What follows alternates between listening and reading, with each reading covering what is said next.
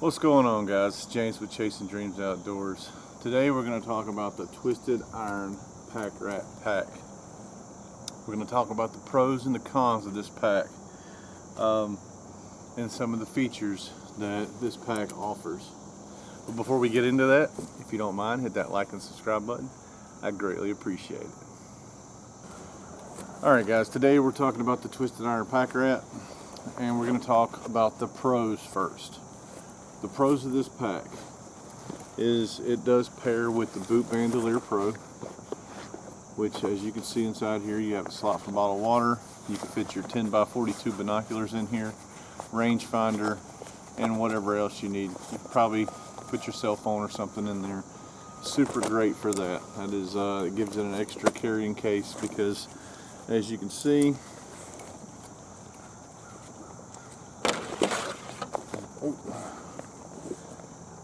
there is no pockets on here. This is a pack rat for sure.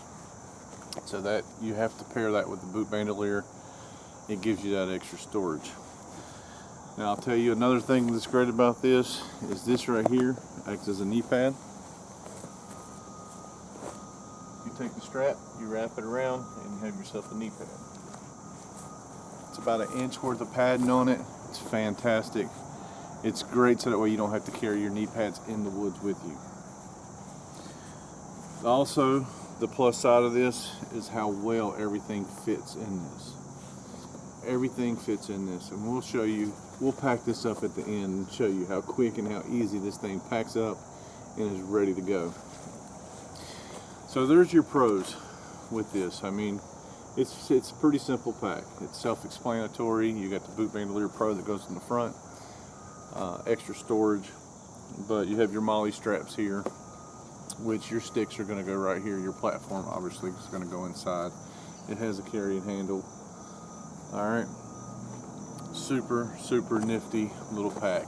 Great for running and gunning. Great for running and gunning. Now let's get into the cons, and I give very honest reviews. I don't hold back the things that I would change, things I would like to see different. I'm very honest about. And we're going to start with one of the most important things, is the straps that come with it. These are not the straps that come with it. I ordered these tactical straps off Amazon, way more padded. The other ones are real flimsy. They're like the cheap Lone Wolf pads. Some people may get along with it, may like it, but you can see my shoulders are not angled like most. So I need that padding. That is the first thing that I changed. So the second thing I changed once I got all my weight and everything in here was this buckle. Okay, let me take this off so that way I can show you guys.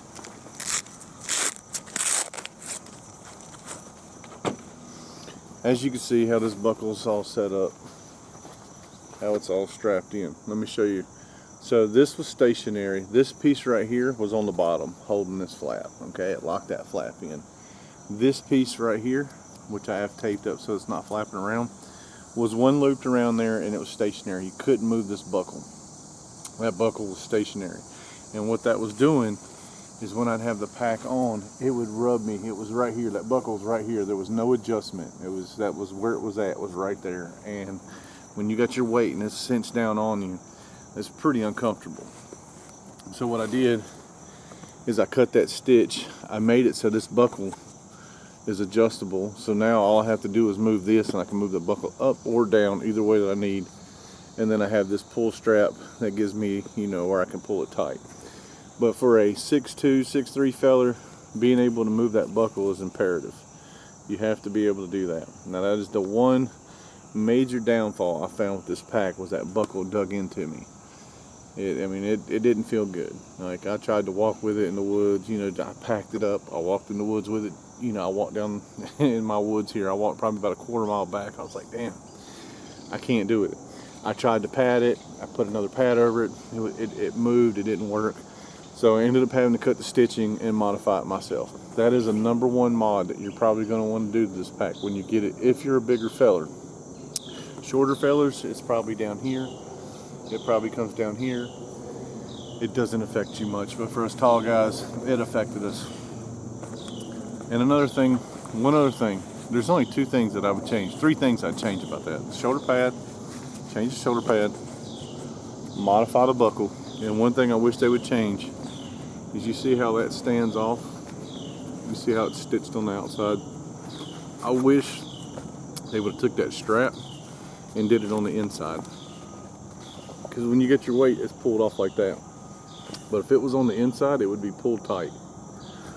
That's it. That's the only two downfall, or three downfalls I have with this pack. This pack is amazing. It's built well. Like I said, it's just a few modifications to make this thing the best that it could potentially be. And now we're going to show you guys how quick, how easy it is to pack this thing up and get in the woods as fast as you can, because this thing packs up really fast. Let me show you guys that real quick. All right, so what we got? We got our pack, right? We're ready. Let's load it up. I am running a platform off Amazon. I've used it. This should be my third year using it. It is absolutely amazing for the price. It's a little heavier, but for $129, it is 16 by 12. It is a great platform. Fits perfect in this pack. Watch this.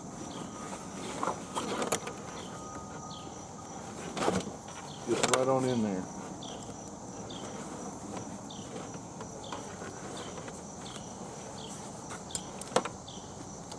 Then you buckle that in. Oh, if I don't hit it. Buckle that in. Now that's not going anywhere.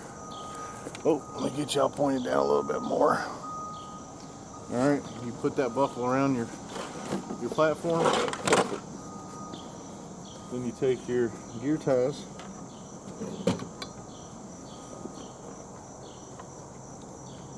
Just give a couple twists on your gear ties. I have the other one hanging on the tree, but it serves the same purpose.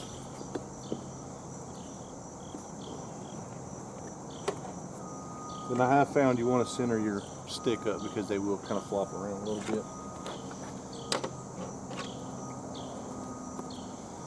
Then it has these straps that you can center down real good. Give her a nice little tug.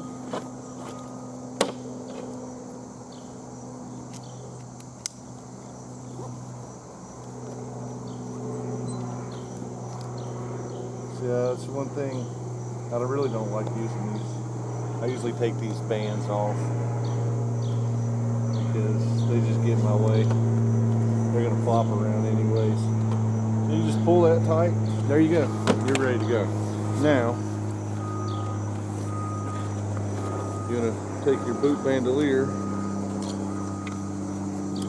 snap that on real quick.